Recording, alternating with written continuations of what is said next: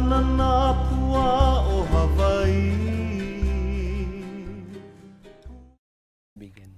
Yeah. Aloha. It's a pleasure being before you folks. I have spoken briefly on 2 other occasions some years ago on the issue of behavioral health. I'm the executive director of Hale Pono, and that's a whole other story. I'm here to talk about a personal experience and some of my meanderings, and I'd like to share that with you, and you may have a similar experience. I start back, and a lot of the stuff I'm going to talk about is already contained in the writing, so you need not try to keep notes or read the writings. You can always take that with you. But I start back about 18 months ago and maybe 20 pounds ago.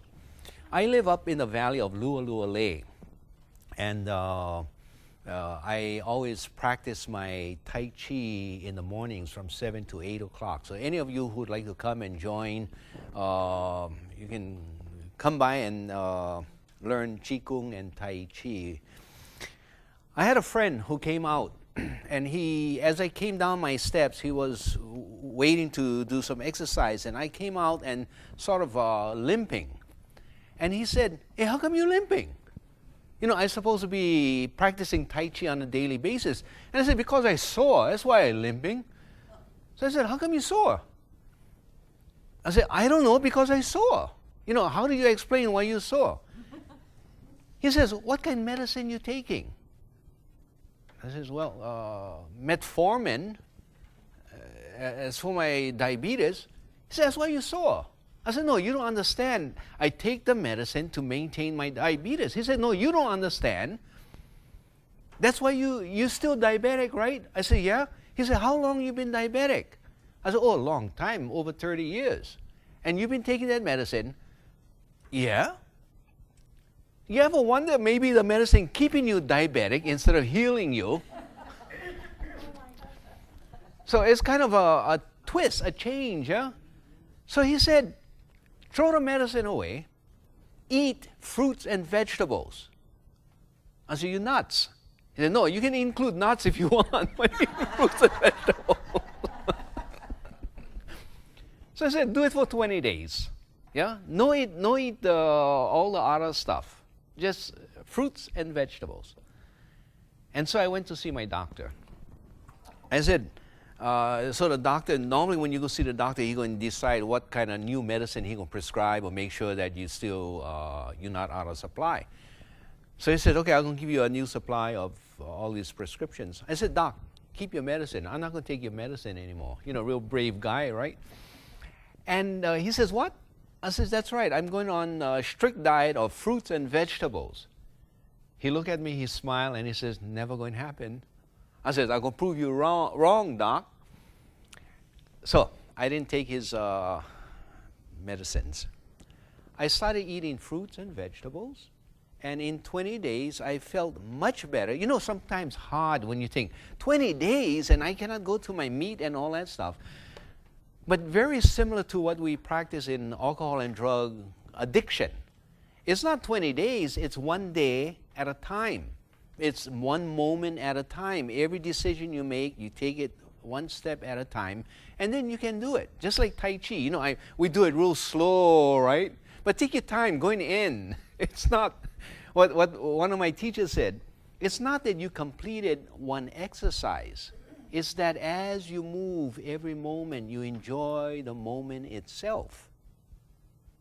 Yeah, I do a lot of exercise, but I can take my time, enjoy the moments myself. And one of my old-time students is May, and another one is Georgia. And of course, Dawn is always there, and once in a while, Mrs. Dawn comes too. But it's just taking the time, 1 day at a time. So, 6 months later, you know, you see the doc every 6 months. I think this one was 3 months later. I went to see the doc, and I took my blood tests and all that whole panel of blood tests.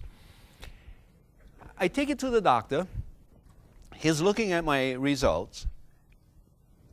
And he's looking up at me. He looked back. He's wondering if I'm the same guy he saw before, because the numbers all different. My A1C, or that hemoglobin A1C to tell you how diabetic you are, is 5.6.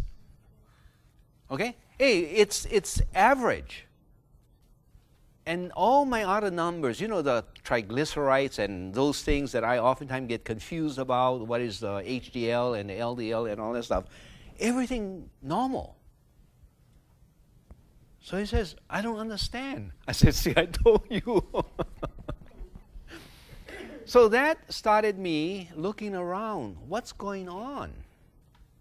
Because even the doctor is now saying, and he tells me this. He said, hey, you're the kind of guy that we would write stories about. Okay. But I get some of the royalties if you do. So 6 months later, I go back to see the doctor, blood tests again, same thing, and my numbers are all good numbers. And that caused me to wonder, what happened? Then I went to a conference. Normally I go to this medical conference. I'm not a doctor, okay? I'm a lawyer, so I like to talk. But sometimes they say, yeah, but you don't know what you're talking about. But I at least like to try to figure out what exactly do they mean. So they had a report. They were talking about the medical care system and the health delivery system and why we would change this and Obamacare is going to do this and do that and all that stuff. I said, wait, I'm confused. On one hand, you mention the medical delivery system. On the other hand, you talk about the health care system as if they're one and the same. Isn't there a distinction between the two? No, it's all the same. How can there be a distinction between the two? Then why you call them different words? Kind of makes sense, right? So I wasn't satisfied with the response I got there. And so I started thinking more and more and more about it. And I said, no, they're really different systems. One is actually part of another system. And so what I would like to do is share with you at least my thoughts and see if you find agreement or resonance with some of these concepts. And that may guide you in how you see your own health and how it corresponds to the kind of stuff I talk about. And it may, in fact, give you some bravery or some courage to say, yeah, I'll throw my medicines away. So what is this medical delivery system? That's the system that I was stuck in, and I couldn't see beyond the system. And that system is made up of three basic categories, or three, like a stool, a three-legged stool. That's what it is. First of all, it's a capitalist system. It's a money-generating system. And you have at the very head of it the sales folks. If you have a product, you got to have somebody to sell a product, right? And so I started wondering, who are the sales folks? Oh, they're the guys who I call doc and nurse and psychiatrist or psychologist or even social workers at times, the people on the front line. But more the people who are pushing the product. They're always giving you products. So you're not really satisfied unless you know you got your scripts or your prescriptions with you. That's the product. And then, or sometimes it's hospitals where you go to the hospital and they provide you all kind of products, whether it's this examination or that test or all the medicines. They're overcharging us by what, over 1,000% for the kind of medicines that they're pushing out.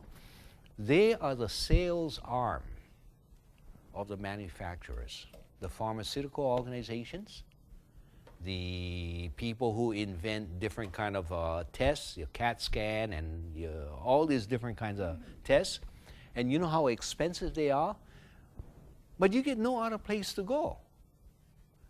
Later on, I'm going to tell you why we are trapped in it. Okay. Well, let me address it right now. It's because within our own philosophy, we have a fear. And that's what they're using against us. It's a fear of death. Yeah? And people don't want to even mention the word death. It's horrible. It's like going to hell. But, it's part of life. Another philosophy sees death as something to celebrate a life, something that is natural and it's going to come. And so you learn to accommodate with it. But this fear of death has driven this system, death and sickness. Okay, so as we get old, we want to be healthy, just like on television. All these models that they have on television, they're very healthy. So they trap us in this system. The first part is a sales side, which is the doctors and the hospitals. The second part is a manufacturing side. And as an executive director at Hale na Pono, I've seen a lot of it, where you have different manufacturers of new pills. They come down and they come down with their, they pull a cart. And on the cart get all food, okay? And they're going to give us a free luncheon, and they're going to tell us about this new medicine that they have and how it addresses some kind of schizophrenic episode or depression and all that stuff. And they're always coming out with new products. And then they feed us and they give us a lot of samples, okay? Yeah. And because our community especially are hard to buy, yeah. But then of course you got Medicaid, you got Medicare, you got these other social programs. So then when they start giving you the particular medication, and of course you got to consent, so you accept to take it, and you take it down to the pharmacy, and the pharmacy provides it to you. You pay a copay, small copay, but they also have insurance to pay for it. Can you imagine how expensive it is? This whole medical care system, it costs more than the U.S. Defense Department and the Education Department put together. And yet we don't pay very much attention to it. Not enough attention as to how much it's costing us. So there you have the three stages. One, the sales part. The second, the manufacturers, all the ones who are making the medication, or they're creating new technology for testing. And then the third part is the insurance companies that will reimburse the doctors what they call fee-for-service. For every service they do, they send a bill. First they got to get authorization. They send the bill to the insurance company, then they get paid. The insurance company, and they get paid. The next one is the pharmaceuticals who's selling the products, and they paying off, or they get paid off through the purchase. There's a huge amount. It's a whole economy, and what they do is they trap you in that economy. I once asked my physician, I says, hey, you know that Poke doctor down at Chinatown? I want to go see him, because I see that when people go in, all he do is he put his finger on the wrist, and then he may ask you to stick your tongue at him, and then he give you one diagnosis. And then immediately you walk outside, and then they mix all this type of leaves and other herbs and bark and whatever it is, and they tell you, take them home, make on tea. 3 days, you pow. And you keep telling me, I don't know why you get these aches on the knees, or you get this pain and all that stuff. I don't know what to do. And then they try to cut the conversation short, and you're out of the door. Maybe I got to go see somebody else. Oh, no, I'm sorry, we cannot give you a referral. Or if I give you a referral, you will have to pay for it yourself. So what happens is, in this medical delivery system, they trap you, and they're very cohesive. They know exactly the extent that they will allow you to meander outside. Now they're changing the rules, sort of. You know, when all these Chinese was showing up with these needles, and they actually poke needles in you. 25 years ago, it was unheard of, right? Acupuncture. Now it's supposed to be the rave, but the medical delivery system still does not regard it very highly. And so if you want to go to acupuncture for it, then you're going to have to meander through their system, get authorization. It's a hard thing. What about just herbs? No, they ain't going to touch that. What about massage? Well, maybe, but it's going to be very difficult. And so anytime you go up to the margins and you want to step outside, then they put the clamp on you. That's the medical delivery system that we have been entrapped in, that is costing so much money. So what is the alternative? It's a health care system. And what is this health care system all about? I thought it was the same, but it's not. It's our environment. It's the food that we eat. Food is the medicine. It's the original medicine. And we change the terms so that we really believe that food is not medicine, but food is our primary medicine. The fresh air that we breathe, the human relationship that we have, the churches that we have, spirituality, those are all the health care system. But we don't regard it as a health care system because we take it for granted. We don't respect it appropriately. The ocean that we have, the cleanliness of the ocean, the fact that we have leisure time to just hear children laughing and playing, that is all medicine. But we don't pay attention to those things. So that's what I have tried to do. Now, what I did in that paper that I handed out, you'll see in the second page, or in the back page, I made columns. And on one side, I have the players in the medical delivery system, and then on the right-hand side, the players in the health care system. Now, I've already talked about the medical delivery system and how it's structured like a hierarchy. At the top of the triangle, you have finance. And then on one side, you have the manufacturers who are getting paid off and the sales folks who are getting paid off. And sometimes what they're going to try to do is extract as much money as they can, so it's not sufficient just from the insurance company or the finance that paying off these two other side, so they start hitting the bottom. And who's the bottom? Us patients. You know, all the copay, every time that the copay keeps changing, that's where we end up also having to pay. So when we go to see the doctor, not only is the doctor getting paid from the finance companies, but we also have to copay. Now, what is that supposed to mean? Like a surcharge. You call it a certain thing, and people just ignore what it really means. What's a surcharge? That's a charge that they can get away with because it's sort of small enough, it's comfortable enough, but it adds up. You know, $5 a visit, $10 a visit surcharge, or copay. So at the bottom, you also have money going back up to the sales folks and the manufacturing folks. Now, they're not going to be happy after they see this video. But I think in our common experience that's what we all experience. And that's what I've been going through for years and years. Now, on the other side, what has always been there? Who are the players in our healthcare system?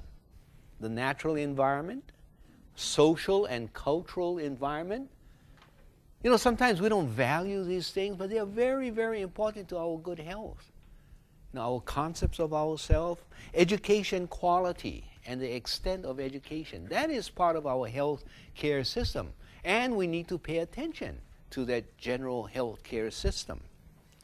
The food that we eat, or physical comfort and protection, housing, clothing, transportation, all important part of that health care system.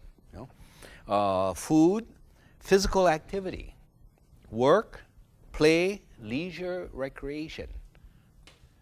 So what I'm saying is that anytime you step outside, or just your breath is an important aspect of the health care system. As simple as that. Okay? The calmness of the mind and the rest. And it's so much around us, available to us. Spirituality, character development. When I say spirituality, I don't necessarily mean a religion or a particular church, but your sense of yourself and your sense of how you regard a spiritual entity, if you have one, or how comfortable you are with your own self, character development. And too often we don't pay enough attention to that aspect of health. Our children are not being developed in terms of character development. And how do you character develop? By reading, by talking with children, by poetry, by many, many different things. And it's all available to us, but we don't pay attention to it. Ancestry, consciousness, and respect. You know, just the fact that you are a descendant of your ancestors and you pay attention and you respect. A deviation from here. One woman I met at Ilani Palace, she says, Poka, do you know the importance of knowing your genealogy? I says, no, I don't know. And she says, It's important because when you call for help from your ancestors, you don't just say, oh, ancestor, I need your help. It's important that you pinpoint exactly who you're talking about, and you call them by name, and they will respond by name. And she says, let me tell you an experience. My husband has been in a coma for many, many years. We don't know how to get him out. Then in a dream, I dreamt of his grandfather, who I never met before. We were married after the grandfather died. And then I was able to identify who that person was. And he says that you tell my grandson that he better shape up the way he lives, stop that drinking, and he got to commit to it, and then we can bring him out of his coma, and he has to stay in that line. So what you do, you call, and what you do is you call me specifically. And she says only in that way, after all these years, they had given him up for brain dead. He was going to muck it. And so what he did was she did was call the name very specifically. And she says that's why it's important that you know your genealogy. Because if you have to make these calls, you know exactly who to call. Otherwise, they don't know who the heck you're calling, right? Okay, if you say so, I guess you're right. But that too is an important aspect of our healthcare system. Then you have a sense of who you are, where you come from, that kind of stuff. Sometimes we figure it's only Hawaiian stuff, or it's only Chinese stuff, or whatever it is. But it's part of the general healthcare system, and we need to respect it. Included in the healthcare system is the medical delivery system. So I'm not saying just ignore all that Western medical system. No, it has to be part of the overall healthcare system. Later on, I will talk about deep culture, and I'll show you why. But it includes not only Western, but Eastern medicine, Pacific Island medicine, indigenous medicine, community medicine, whatever we create out of the community. How many people we have in our community who's doing massage? How many do you know? Some people know, some people don't know. But they are available in our community. That's part of community health care. Well, what about herbs? Someone who can walk you through a garden and say, okay, you need that, or for your diabetes you should do this and all that stuff. There are people in our community. The difficulty is that many of us don't know who they are, where we can find them. Ho'oponopono. Who's doing ho'oponopono? Well, we know it's available. We know somebody must be doing it. Who? And how are I going to get in contact with them? Okay. Waianae Comp. Okay. Yeah, I don't know if they're doing it. At Hale na Pono, we also developing, that training and that kind of service. So anyway, as you look down, you have all these different systems. The family and the ohana, that's part of the healthcare system. Soul work. What is soul work? We had a guy who came in to our agency, veteran from Vietnam. And he says, I came over here because the Veterans Administration told me that they cannot help me. They don't know how to help me. The only people who can help is folks at Hale na Pono. And so Ho'ipo says, oh, what's the matter with you? He said, well, you see, I left my soul in Vietnam.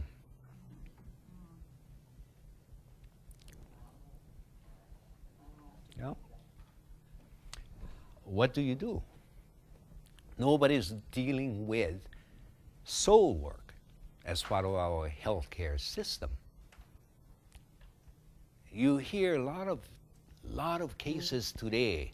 It's not Vietnam, but it's what is that? The Iraq War, the Afghanistan war. People coming back, and what are they attributing it to? Post-traumatic stress disorder, PTSD. Okay, very famous, we all know PTSD, and yet you're still getting the suicide rates higher than the people actually getting killed in the war. They're killing themselves. Is that really PTSD, or is it something else that is missing?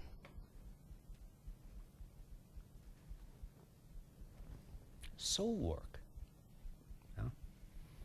Is it really PTSD, post-traumatic stress disorder, or something that's bothering a person's consciousness, knowing that what they did in these battlefields or simply immoral. The whole battle itself is in question. Just like Vietnam, now we question it. The legitimacy of killing so many people off, then going into these other areas, killing so many people off. Where is ceremony? Where is the opportunity to apologize, to cleanse that soul? You're not finding it in Western medicine. It's not found in pills for PTSD. It's not found in counseling, but it's a draining out of that sense of guilt, of shame, and to reconstitute.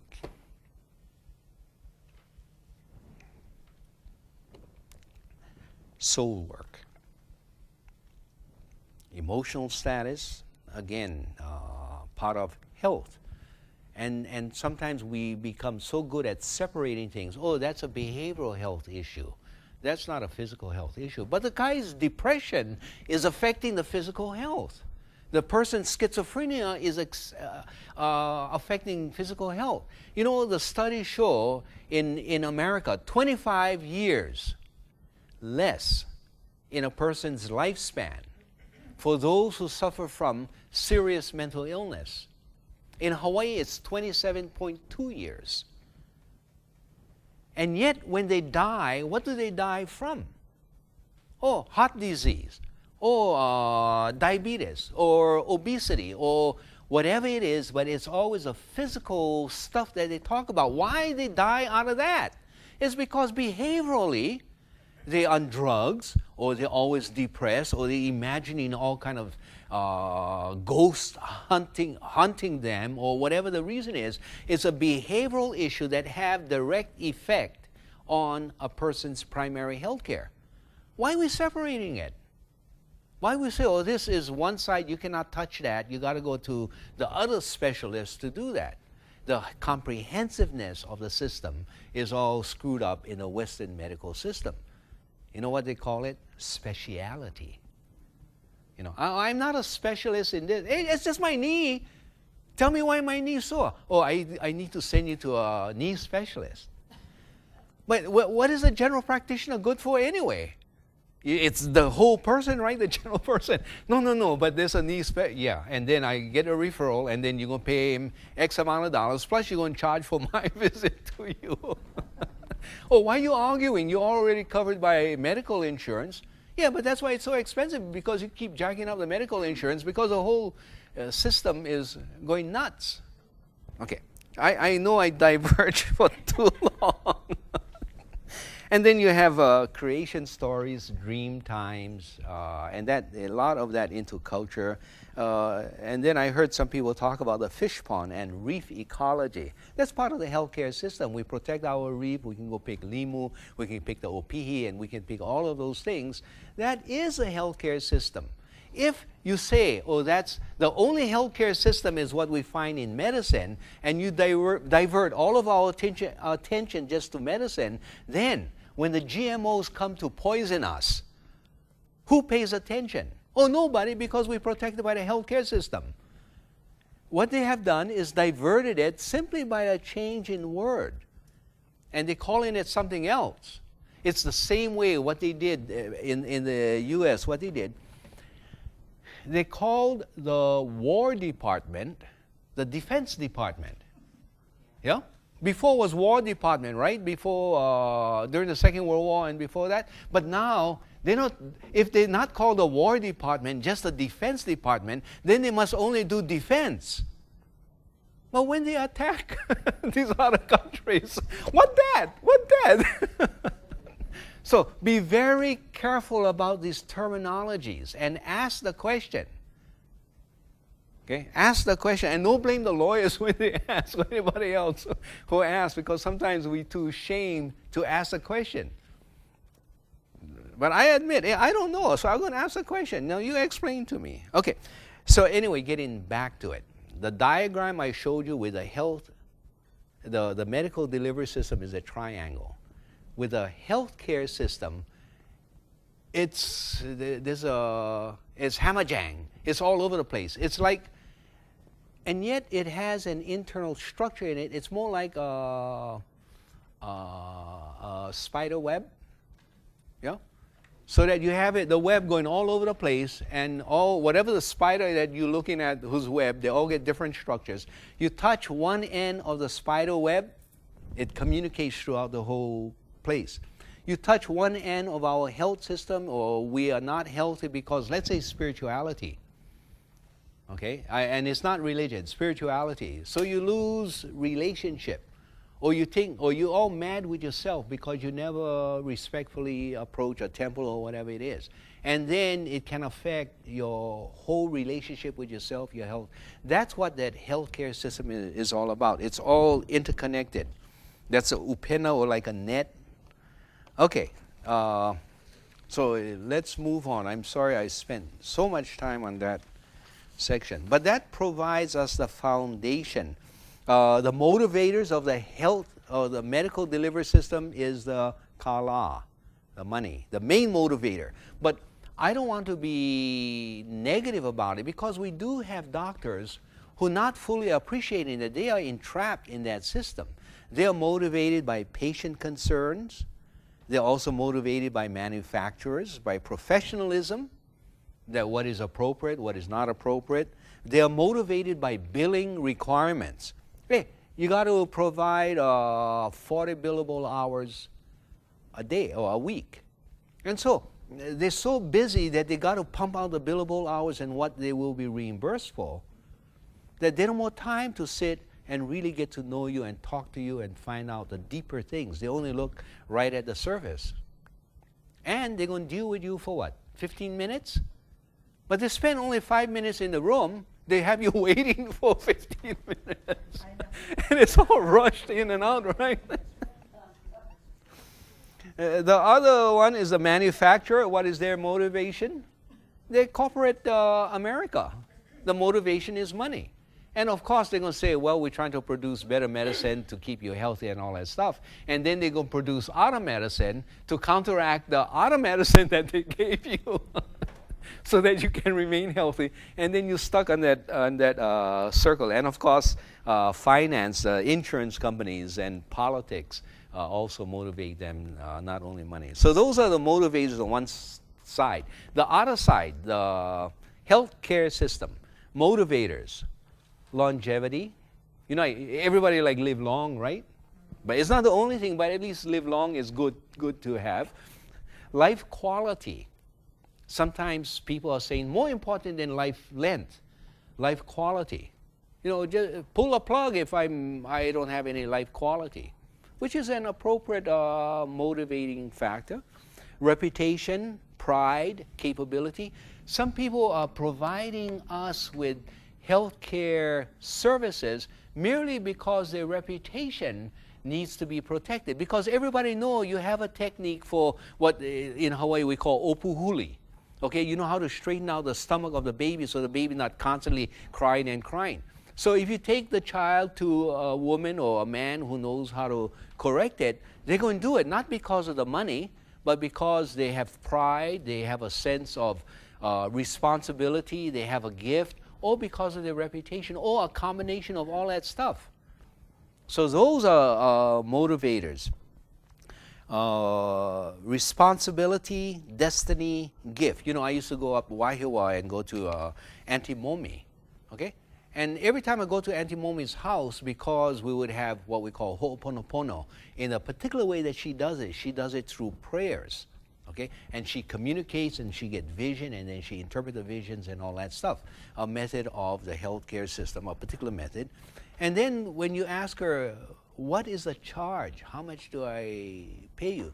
She said, this is a gift from God. You know, I don't expect anything. So usually when we go, we take, we probably shouldn't have taken all these pastries and all that stuff.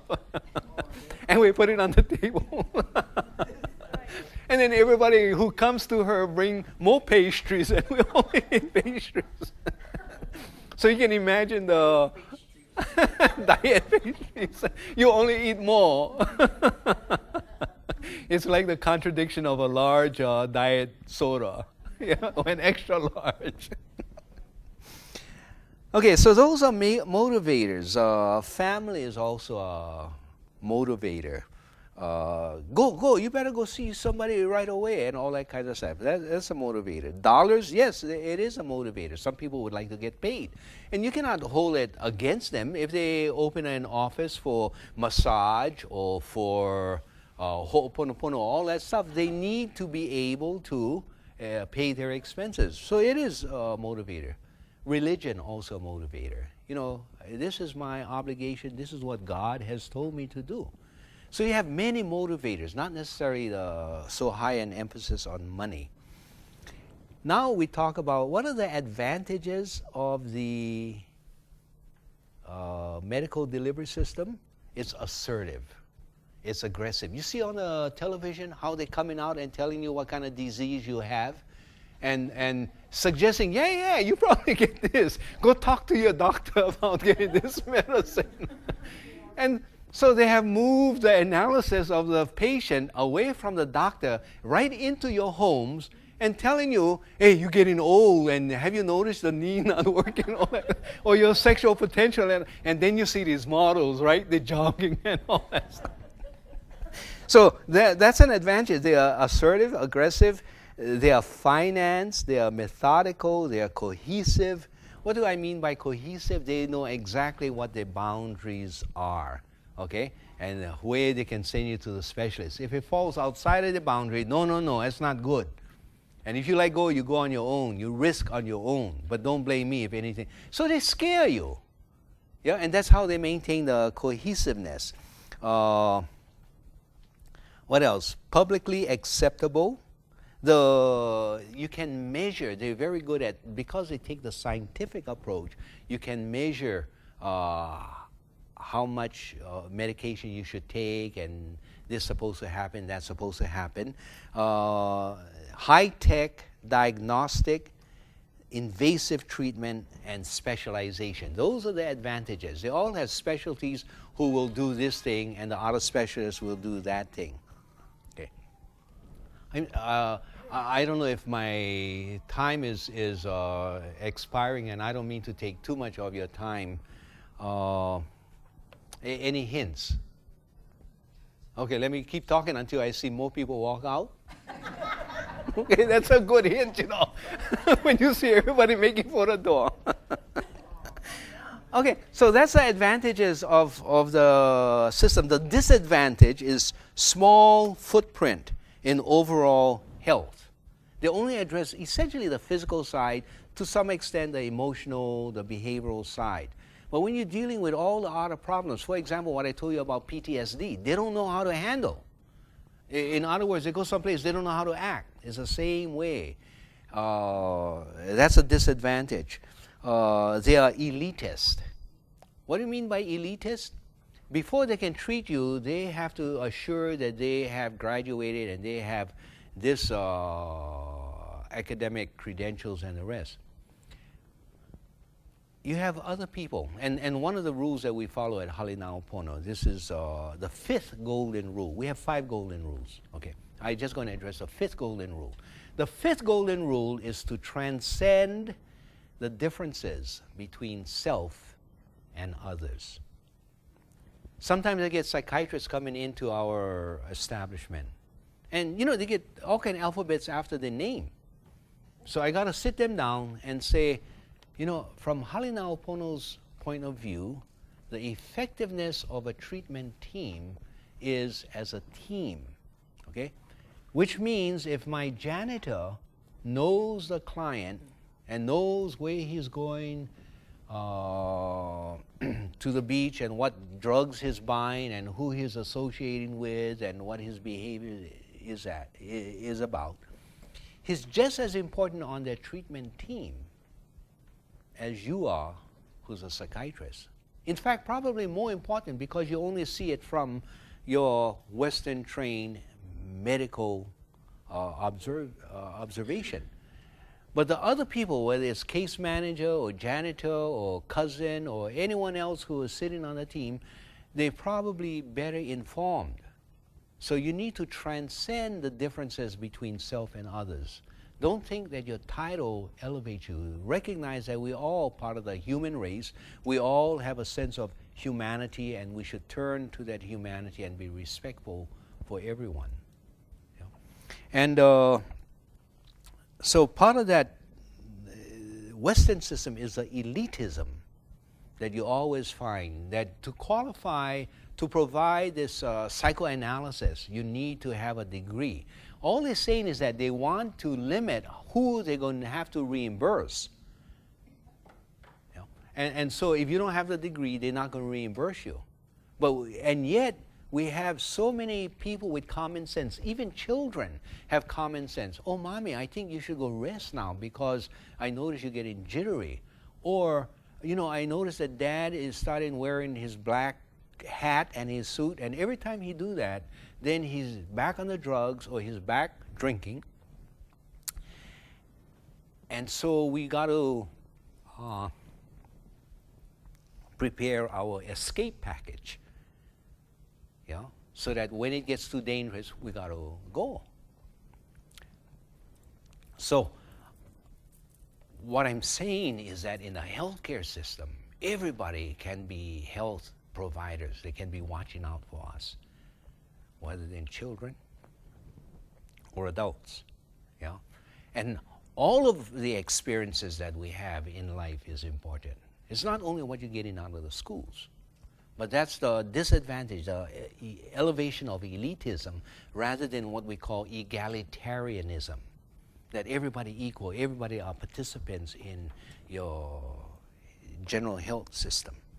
Okay, and there are challenges. First of all, the challenge with the medical delivery system is they're near bankruptcy. You know? And they're bankrupting us, especially with the copay and the cost for insurance. They need to continually develop new medicine and technology to meet or counteract new or medically caused illnesses. I just read a study about how many people get sick or die as a result of going to the doctor and getting their medicine. If there's ever rampant illness going on, it's what's happening in the hospitals and what we get as after effects. They don't report that because nobody wants to self-report. But we have so much of that stuff going on. So that's a challenge that they face. And you can read some of the other challenges that I explained there. Very quickly, let's take a jump on the other side. The advantages of the healthcare system. It's integrated. You're taking into consideration all different kinds of stuff. It's holistic. When you look at an individual, you look at a person as a whole person. You're not dividing the person up into the different illnesses or different names. So it's holistic, inclusive, able to pick and choose from a wide variety of practices. Oh, I cannot stand needles. Hey, that's okay. Go see the other guy. He uses acupressure points. Or go see the masseur. You know, there's all kind of availability to us. You know? So it's wide open. Health is a group goal, available, inexpensive, continual awareness. I already said egalitarian. It has a wide footprint. It's low-tech rather than high-tech. Long history in the community. It's proven itself. That's our healthcare system. And I was just telling you folks about, you know, the Chinese doctor and how they're very low-tech, right? As opposed to having all this machinery through you, and it's far more expensive. You get one test from the Western medical system. It's a huge amount of money. You go in to see the Chinese doctor, and what he going to do? He going to talk to you. He going to ask you what's wrong, and he going to start feeling your pulse, looking at, and then you end up paying him what, $15 for a visit, and then he going to give you this prescription, all in Chinese. You know what it is, but too bad. Go learn Chinese. I have one good Chinese friend. He says, hey, you better watch out going down to the Chinese doctor. You don't know what they put in that medicine. You don't know what they're giving you. I said, brother, you know what they put in the pills that you take? It's just a packaging. We don't know what it is. So don't treat them. Powder, yeah.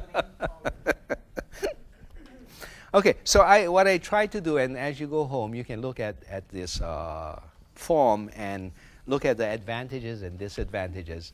If you disagree, write to me. You know, put it down and say, I think this is all hogwash, or some other kind words that you may choose. Or if you agree with me, but share at least these thoughts. I will conclude by covering one more thing, and that is, and it applies not only to medicine, but to everything that we do. And that is the subject of deep culture. And maybe some other time we should talk about it separately. But you know, when people work with one another, when we deal with each other, when we expect certain behaviors, we're operating out of something so deep that goes into our experience as we grew up as children, that we get it ingrained in us. Okay? And that's what I call deep culture. It's something that we expect as normal, natural. We think everybody does it. And yet when we travel, we see different places. We say, oh wait, they don't do it the way we would do it. You know, this idea of payback? You know, that idea of revenge? You go to Australia, there's the Aborigines of Australia. They have a strong, strong sense of payback. Even if you die, that doesn't excuse you're not paying back, because then your children or your children's children are going to have to pay back, bring about the equivalence. So death itself is not going to release you. It's not only the Aborigines. You know the Japanese tradition? Why Dan Inoue always said we are obligated to fulfill the family obligation, because his parents borrowed money to come to Hawaii, and he was trying to pay back. The parents died. He still carried the obligation, and it's not fulfilled until until payback. If you travel to Africa, there's a place called, now it's called Zimbabwe. You folks remember what it was called before? Rhodesia, right. And who was the head of Rhodesia at that time? What did John Smith. Right on. Hey, you. And then they had to go through a war to gain their self-determination. Actually, they were an independent nation already, but it was the Hales who was ruling over the blacks. And so to bring about democracy, it was a terrible war. And I met this woman who tells me, I was a mule in my younger life. I said, what the heck are you talking about, one mule? She said, I had to carry guns across the borders to provide for the independence struggle. And she says, you know what was interesting is that we knew every battle that was fought, although they may have been fought 100 years ago. We knew the battles. We knew who was killed. We knew what went on. And the battles that we fought for our independence were merely continuation of those old battles. You know, the idea of things never forgotten, keep repeating itself, and the idea of payback. It's so deep in some cultures. Today, what we talk about, oh, we apologize. We ask for forgiveness, and that's supposed to be the payback. Different cultures, different expectations. And later on, if we can talk about Hawaiian sovereignty, we can talk about the American apology. Oh, we're sorry we stole your nation, we took this, we took that, and we expect you to forgive us.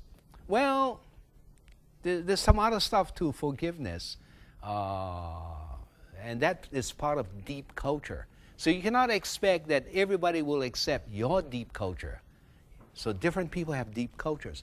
In Hawaii, we have the stream of deep cultures floating through Hawaii. And because we have so many different people from so many different cultures, we operate by deep cultures. This is how the deep cultures operate. You have this formal system. That's our healthcare system, our education system, our environment system, our finance system, or our monetary system, our political system, our national security system. They're all based on three fundamental pillars. That is the deep culture. And that's based on D for domination, I for individualism or separatism, and E for exclusion. George Bush was a great preacher of that, a great minister of that belief. After 9/11, he said, well, we're going to attack, you're either with us or against us. That's the exclusiveness. No in-between grays or let's talk about it. No. You with us or against us. When you go to war, you go to Vietnam, what do you call the other side? Not the men and women and children of this place. They're gooks. They're commies. So what you do is you try to exclude them from the group of humanity by calling them different names, and you dehumanize them. Okay? Okay, I won't dwell on that. But in that system, it's D for domination, I for individualism, E for exclusion. Education, how does it apply to education? I graduated from Waianae High School, went to Waianae Elementary School, and then to the high school. I like to say I skipped intermediate, but actually the high school was an intermediate school when I went there, and then it became only the high school. So I'm sitting in the class, right? I walk in, I'm feeling good, I sit in the back, and then Ho'ipo sit next to me, and the teacher walks in the front, and she says, okay, class, pop quiz today, and she puts a question, 5 questions, and I'm sitting, oh no, not today. I've never been a good student, I never usually read my assignments, and then she go pop up on quiz. Okay, but I get Ho'ipo next to me, okay? So they say, okay, separate, no cheat, everybody answer the questions. So I'm over there and I say, Ho'ipo, what's the answer for number 3? Ho'ipo says, the answer for now, and she talk loud, right? The answer for number 3. The teacher looks up and she says, Ho'ipo, what you doing? Oh, I'm telling Poka the answer for number 3. And he says, why are you doing that? You're for cheating. No, I'm not cheating. He don't know the answer for number 3, so I'm helping him with the answer. So we get nailed for cheating, and yet in the culture that we come from, it's sharing, it's caring, it's malama. So you ring the bell, okay, we recess. If somebody make trouble with Ho'ipo, naturally I got to go help. We operate under a different system after you ring the bell. You ring the bell again, we back in the system, it's DIE, dominating. Who the smartest, who get the highest grade, as opposed to all the low-lows. Like, it's a hierarchy, it's part of the deep culture. And then exclusion rather than inclusion. And look at all the sports, we're supposed to be having fun, but we're trying to beat the person down to the ground, and then if we lose, we throw rocks. No, it's not how it's supposed to be. Dalai Lama saw volleyball played in America, and he cried. Yeah, he cried. Why? He says, you know, when we play volleyball, we try to keep the ball up as long as possible. Yeah?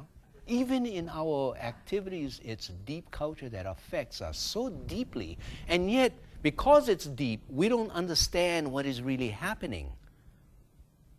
So you have DIE on one side. So what are the alternatives? Well, the alternative is in the informal system, not the formal system, but the informal system, how we get along after school, how we get along with our neighbors, how we're supposed to get along with our neighbors or with our family. Instead of domination, it's what in Hawaiian we call olu olu. To be comfortable with one another, to be friendly. Yeah, we can disagree. We respect your individuality, but we try to malama one another and we operate in an olu-olu style. That is natural here out in Waianae when you get down into our community. Instead of individualism, it's always lokahi. You know, we could try to work together. It's kind of hard to have an individualism in a hula halau, everybody going one way and the other guy going the other way. So it teaches you lokahi, okay? Instead of exclusion, it's always aloha, to include other people in with a sense of compassion, of caring, of love, and all that stuff. So it's olu olu, lokahi, and aloha. O-L-A. That's the deep culture. So on one hand, you get deep culture, and on the other hand, we get ola, deep culture. But we don't realize that, so there's not an effort to incorporate in our formal systems ola, and we leave it as dai. That is where the medical care system is stuck. The way they operate their system is domination. So what do you do with disease? Oh, disease must be bad. We attribute it to the devil, to evil, and we got to kill it off. We got to dominate. It's the same way that they use in battlefields. You heard of the tactic called shock and awe?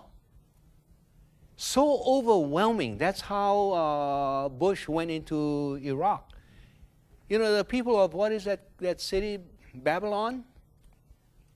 It's called Baghdad now. Yeah, they renamed it, yeah? Shock and awe. The people don't understand what's going on, and they're coming in with all these rockets and planes and just bombing the heck, shocking them and putting them back into the Stone Ages. Well, other people say, no, olu, olu. You know, you don't dominate everything, or even what you think is evil. Everything has a right to exist, to live. So you don't nuke your human body so that you can get rid of every cancer cell. But you treat it appropriately, with respect, under the basis that everything has a right to exist. Transcend the differences between self and others and everything that exists. Be respectful of life itself, and don't be judgmental.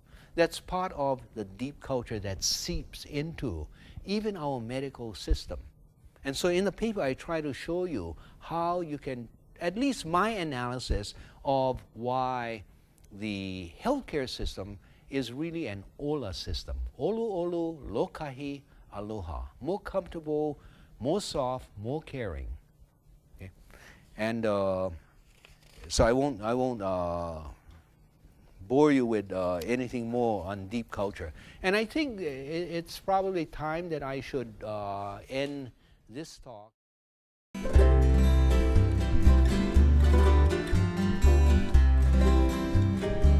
Kaulana nā pua o Hawaii, Kupa'a mahope o ka aina, Iki mai ka elele o ka loko ino, Pala pala anunu me ka pā